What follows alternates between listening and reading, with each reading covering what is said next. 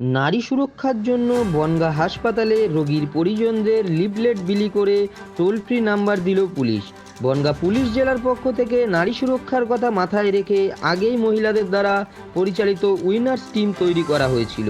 এই winners team মহিলাদের সুরক্ষার জন্য সারাদিন বনগাঁর বিভিন্ন প্রান্তে টহল দেয়। বৃহস্পতিবার সন্ধ্যায় বনগাঁর এসডিপিও এবং বনগাঁ থানার আইসির উপস্থিতিতে বনগাঁ হাসপাতালে রোগীর পরিজনদের লিফলেট বিলি করে টোল ফ্রি নাম্বার দেওয়া হয়। যদি কোনো মহিলা অসুবিধায় পড়ে এই টোল ফ্রি নাম্বারে ফোন করবার জন্য বলা হয় পুলিশের তরফ থেকে। আজকে আমরা এসেছি আমাদের বনগাঁ পুলিশ জেলার উইনার্স টিম নিয়ে।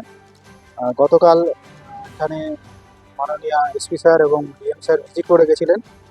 ভিজিট করে সিকিউরিটি যেটা হসপিটালে যেটা রিভিউ, টোটাল সিকিউরিটিটাই রিভিউ করে দেখা হয়েছে। তো কিছু আরও আমরা নতুন স্টেপস নিয়েছি, পদক্ষেপ কিছু নেওয়া হয়েছে। যেরকম এখানে প্রাইভেট সিকিউরিটি গার্ড হসপিটালে থাকছে, তাছাড়া আমাদেরও এখানে সিকিউরিটি গার্ড থাকছে।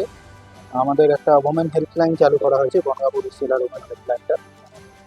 সেইটার উইনার্স টিম সেটা একদিকে যেরকম চালু করা হয়েছে, এমনি উইনার্স টিম সেটাও ওর সাথে যুক্ত আছে এবং এখানে ডেলি ভিজিট করছে হসপিটালে। এবং সেই আমি বলে দিচ্ছি।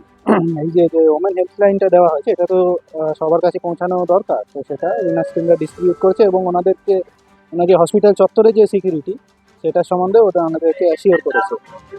আর আমাদের তরফ থেকে আরও কিছু স্টেপস নেওয়া হয়েছে। আমাদের এখানে স্ট্রেংথ তো বাড়ানোই হয়েছে। তাছাড়া এখানে 8টি মোবাইল থাকছে, থানার যে 8টি গাড়ি সেটা ভিজিটে থাকছে। তাছাড়া সুপিরিয়ার অফিসাররাও এখানে সকাল বিকাল ভিজিটে আসতে থাকবেন।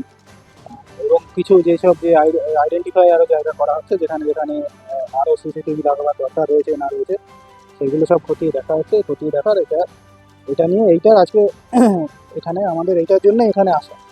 এর পরবর্তীকালে এটা আরও যেরকম হবে সেই অনুযায়ী আমরা আরও পদক্ষেপ নেব একটা করে।